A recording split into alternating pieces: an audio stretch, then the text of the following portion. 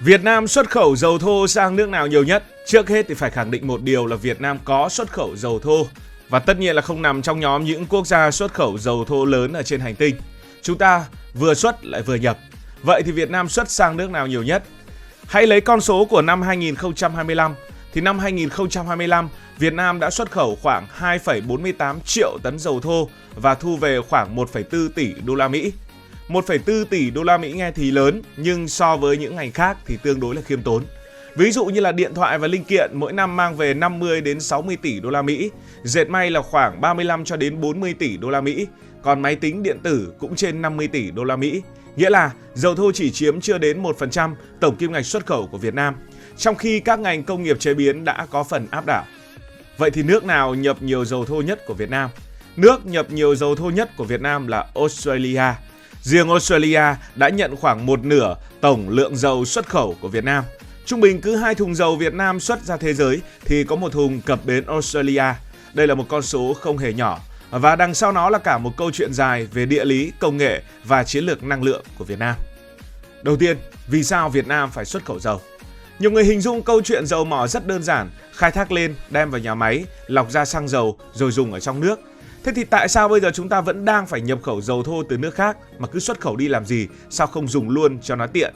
Bởi vì thực tế thì chuỗi này phức tạp hơn nhiều và quan trọng nhất là không phải cứ có dầu là dùng được. Việt Nam đúng là có dầu, nhưng trữ lượng dầu khai thác mỗi năm không phải là quá lớn so với nhu cầu đang ngày một gia tăng. Trong khi đó, hệ thống lọc dầu trong nước lại có những giới hạn riêng.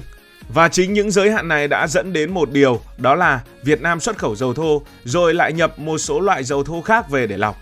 Hiện tại chúng ta có 2 nhà máy lọc dầu lớn, đó là nhà máy lọc dầu Dung Quất và nhà máy lọc dầu Nghi Sơn.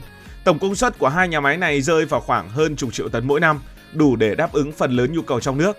Nhưng vấn đề thì nằm ở chỗ, mỗi nhà máy lọc dầu này đều được thiết kế giống như một cỗ máy chuyên dụng.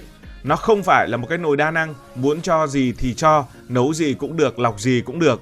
Và mỗi hệ thống chỉ tối ưu cho một số loại dầu nhất định dựa trên tính chất hóa học, ví dụ độ nặng, hàm lượng lưu huỳnh hoặc là cấu trúc phân tử. Và 2 nhà máy này thì chủ yếu là lọc dầu nặng.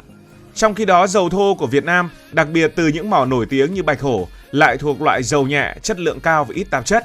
Nghe thì tưởng là quá tốt, nhưng trớ trêu là không phải nhà máy nào cũng tận dụng được tối đa loại dầu này. Để dễ hiểu, bạn có một chiếc lò nướng được thiết kế để làm bánh mì, nhưng bạn lại mang cá hồi hảo hạng về. Nếu cứ cố chế biến trong chiếc lò đó thì vẫn ăn được, nhưng chắc chắn là không đạt được hiệu quả tốt nhất. Lúc này lựa chọn hợp lý hơn đó là bán cá hồi đi rồi mua nguyên liệu phù hợp với chiếc lò của mình. Đó chính là cách mà Việt Nam đang vận hành ngành dầu khí. Và sự thật thì thực tế mỗi năm Việt Nam vừa xuất khẩu vài triệu tấn dầu thô lại vừa nhập khẩu một lượng lớn dầu từ nước ngoài. Chúng ta nhập khẩu dầu chủ yếu từ Trung Đông và đặc biệt là Coes. Những loại dầu thường nhập đó là những loại dầu nặng hơn, chứa nhiều lưu huỳnh hơn nhưng lại cực kỳ phù hợp với thiết kế của các nhà máy lọc dầu trong nước. Khi đưa vào vận hành, chúng giúp hệ thống chạy ổn định hơn, tối ưu được sản lượng xăng, diesel và các sản phẩm hóa dầu khác. Nếu mà dùng sai loại dầu, hiệu suất có thể giảm mạnh, chi phí thì lại tăng cao, thậm chí là gây hư hại thiết bị. Trong các ngành công nghiệp nặng, chuyện này thì không đùa được đâu. Một sai lệch nhỏ có thể gây thiệt hại hàng triệu đô la Mỹ. Vì vậy, việc xuất dầu tốt và nhập dầu phù hợp không phải là một nghịch lý mà là một chiến lược tối ưu của Việt Nam. Quay trở lại với câu chuyện chính. Vì sao Australia lại trở thành khách hàng số 1 của dầu thô Việt Nam chứ không phải là Trung Quốc, không phải là Hàn Quốc, không phải là Nhật Bản? Một nước rất rộng, tài nguyên thì thuộc dạng top đầu thế giới mà lại phải đi nhập khẩu dầu. Nhưng mấu chốt thì nằm ở chỗ, có tài nguyên không đồng nghĩa với việc tự xử lý được tài nguyên đó. Trong khoảng 15 đến 20 năm trở lại đây, Australia đã đóng dần các nhà máy lọc dầu trong nước. Lý do rất đơn giản nhưng cũng rất đau, đó là chi phí vận hành quá cao. Nhân công thì đắt, tiêu chuẩn môi trường thì khắt khe. Trong khi các nước châu Á như là Singapore, Hàn Quốc lại lọc dầu rẻ hơn, nhanh hơn, quy mô lớn hơn. Kết quả là Australia chọn cách bỏ cuộc ở khâu lọc và chuyển sang nhập khẩu là chính. Khi các nhà máy lọc dầu đóng cửa, Australia rơi vào một tình huống khá đặc biệt. Họ vẫn cần năng lượng để vận hành kinh tế, nhưng lại không có đủ năng lực để chế biến trong nước. Và lúc này họ có 2 lựa chọn. Một là nhập xăng dầu thành phẩm, nó giống như chúng ta đi mua đồ ăn nấu sẵn. 2 là nhập dầu thô về rồi xử lý tại những cơ sở còn lại hoặc liên kết với đối tác. Và trong cả 2 lựa chọn đó, họ đều cần nguồn cung ổn định, giá hợp lý, vận chuyển thuận tiện. Việt Nam đã lọt vào tầm ngắm vì đáp ứng được khá nhiều tiêu chí cùng lúc. Yếu tố đầu tiên là khoảng cách địa lý. Nếu nhập dầu từ Trung Đông, tàu phải đi qua một hành trình dài từ Vịnh Ba Tư qua Ấn Độ Dương rồi mới xuống đến Australia. Trong khi đó từ Việt Nam tuyến đường ngắn hơn đáng kể. Với ngành vận chuyển và vận tải dầu khí, khoảng cách không chỉ là vài nghìn km mà nó được quy đổi trực tiếp thành tiền nhiên liệu, tiền thuê tàu và tiền thời gian.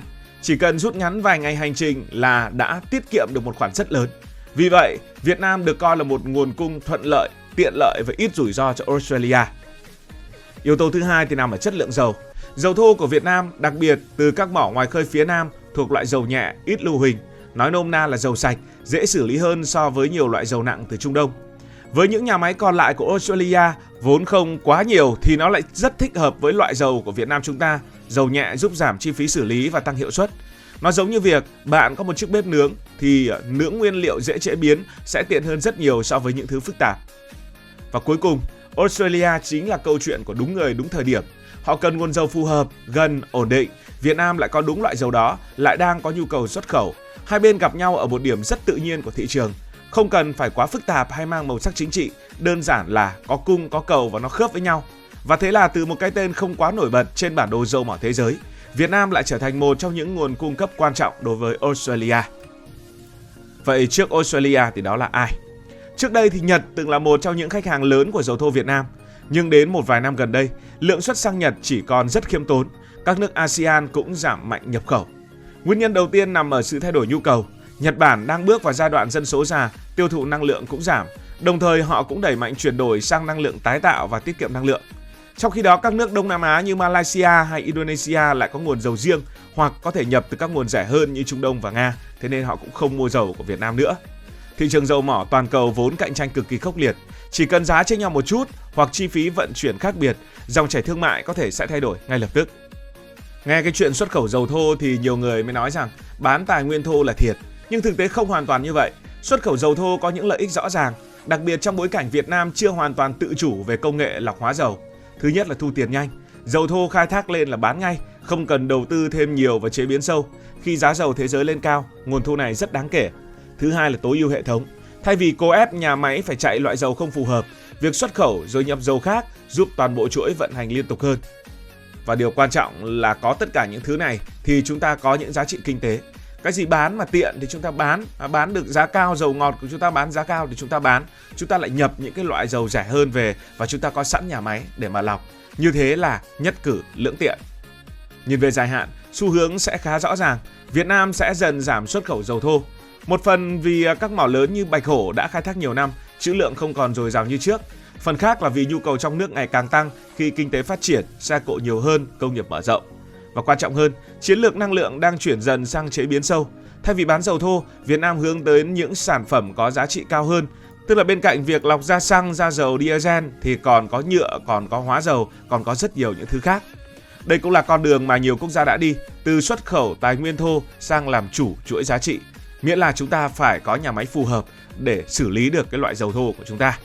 Thế nên câu chuyện Việt Nam xuất khẩu dầu thô sang nước nào nhiều nhất thực ra chỉ là bề nổi của một bức tranh lớn hơn rất nhiều. Úc đứng đầu không phải là ngẫu nhiên mà là kết quả của sự kết hợp giữa địa lý, nhu cầu và cấu trúc ngành công nghiệp. Việc Việt Nam vừa xuất khẩu vừa nhập khẩu dầu cũng không phải là nghịch lý mà là một bài toán tối ưu trong điều kiện hiện nay. Nhìn đơn giản thì nhiều người sẽ bảo là ngược đời, nhưng nếu nhìn kỹ hơn chúng ta sẽ thấy đây là cách nền kinh tế đang vận hành rất thực tế, tận dụng cái mình có, bù đắp cái mình thiếu và dần tiến lên những nấc thang giá trị cao hơn. Cảm ơn vì đã quan tâm theo dõi câu chuyện này. Nếu thấy thú vị, bạn có thể nhấn nút đăng ký kênh, bật chuông thông báo và chia sẻ. Hẹn gặp lại trong các video kế tiếp. Cảm ơn các bạn đã dành sự đồng hành cùng Hải Thanh Story. Đi qua những vùng đất, khám phá những điều mới.